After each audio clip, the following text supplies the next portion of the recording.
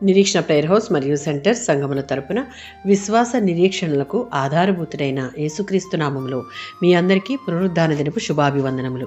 ఈరోజు దేవుని వాగ్దానం రోమీయులకు రాసిన పత్రిక 14వ అధ్యాయం 23వ వచనం.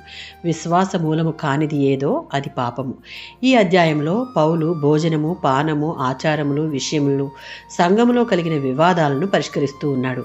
కొందరు విశ్వాసులు పూర్వపు యూదుల ఆచారాలను అనుసరిస్తూ కొన్ని ఆహారములను అపవిత్రంగా భావించారు. ఈ సందర్భంలో పౌలు చెప్పేది ఏంటి అంటే, ప్రతివాడు తన మనస్సాక్షికి అనుగుణంగా విశ్వాసంతో జీవించాలి.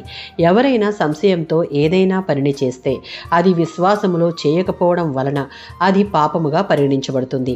హెబ్రీయులకు రాసిన పత్రిక 11:6 మరియు 1 కొరింథీయులకు రాసిన పత్రిక 10:31 వచనాలలో విశ్వాసము లేకుండా చేసే ప్రతి పని పాపంతో సమానం.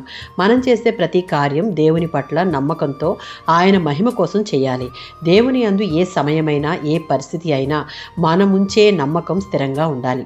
మనం మనస్సాక్షికి వ్యతిరేకంగా ప్రవర్తించినప్పుడు అది దేవుని చిత్తానికి విరుద్ధం అవుతుంది.